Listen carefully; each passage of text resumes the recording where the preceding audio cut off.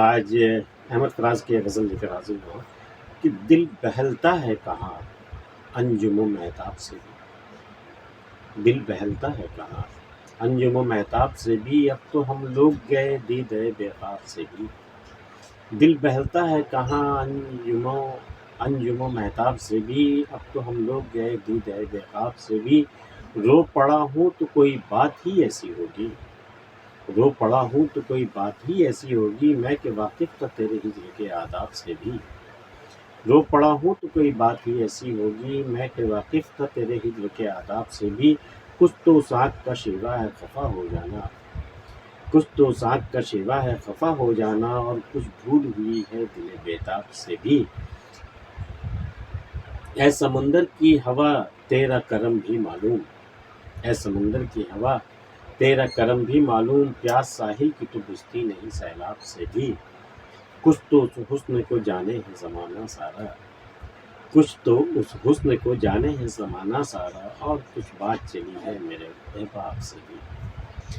دل بہلتا ہے کہاں انجم و مہتاب سے، اب تو ہم لوگ گئے دیدہ بے خواب سے بھی۔ پہل کیا تھا، عاشقوں کی حالت یہ ہوتی تھی وہ رات بھر جاگنا ان کا، اور رات بھر جاگ کر ستاروں کو گننا، ستاروں اور چاند تاروں سے اپنا دل بہلانا، تو پھر یہ عالم ہو گیا، پھر وہ مقام بھی آیا کہ اب انجم و مہتاب، اب ستاروں سے، چاند ستاروں سے بھی دل بہلنا کا نام نہیں لیتا، اب دل نہیں بہلتا ہے اب اس سے، تو جو دیدہ بے خواب کی بنا پر جو ہم لوگ ستارے گن کے اور چاند کی خوبصورتی دیکھ کر اپنا وقت ہم گزار لیا کرتے، اپنی راتیں ہم گزار لیا کرتے تھے، اب تو اس سے بھی دل نہیں بہلتا ہے، تو جو دیدہ بے خواب میں جو ایک کام تھا میرے پاس، ہم اس سے بھی گئے، اب عاشقوں کے پاس کوئی کام بچا نہیں، جیسے کہتے ہیں نا کہ تاروں کو تو شمار میں لانا محال ہے، لیکن کسی کو نیند نہ آئے تو کیا کرے، وہی کرتے تھے، عاشقوں کا یہی عالم ہوتا تھا، تو لیکن اب یہ عالم ہو گیا کہ دل بہلتا ہے کہاں انجم و مہتاب سے، اب تو نہیں بہلتا، پہلے بہلتا تھا، دل بہلتا ہے کہاں انجم و مہتاب سے بھی، اب تو ہم لوگ گئے دیدہ بے خواب سے بھی، رو پڑا ہوں تو کوئی بات ہی ایسی ہوگی، بھائی میں رو پڑا ہوں تو ضرور کوئی بڑی بات ہوگی، کوئی بڑی چبھن ہوگی، کوئی بڑی تکلیف ہوگی، رو پڑا ہوں تو کوئی بات ہی ایسی ہوگی، میں کہ واقف تھا تیرے ہجر کے آداب سے، مجھے معلوم ہے تیرے ہجر کے آداب کیا ہے، کہ رونا نہیں ہے،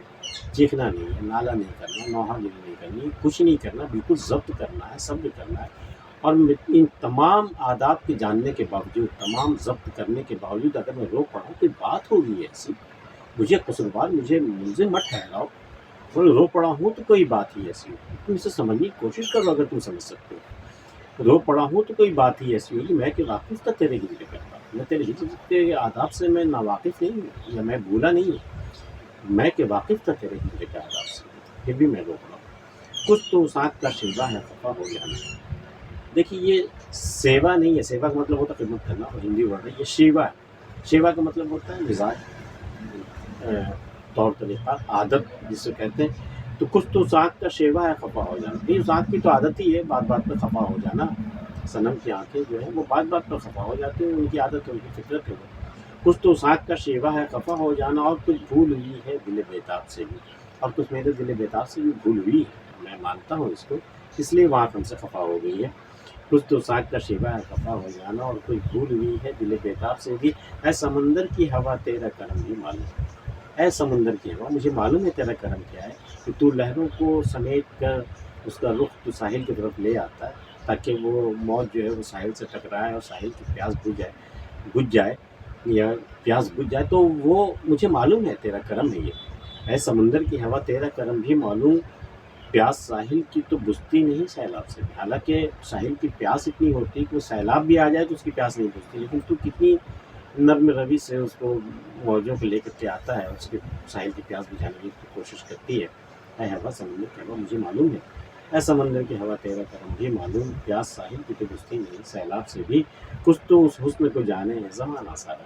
بھئی حسن ایسا ہے کہ سارے زمانے میں ذکر ہے، اس کا چرچا ہے، ایسی کوئی بات نہیں ہے، سب لوگ جانتے ہیں، اور کچھ بات چلی ہے میرے احباب سے، اور پھر بات بھی یہ ہوئی ہے کہ میرے کچھ احباب آئے، ان کے سامنے میں نے تمہارا ذکر کر دیا ہے، کہ ایک تو تمہارا حسن جو کہ ساری دنیا واقف ہے، اور پھر جب میں نے ذکر کیا ہے تو ظاہر ہے کہ میں کن لفظوں میں نے تمہارا ذکر کیا ہوگا، خاص کر جب اپنے احباب کے ساتھ میں بیٹھا ہوں، اور کچھ بات چلی ہے میرے احباب سے بھی،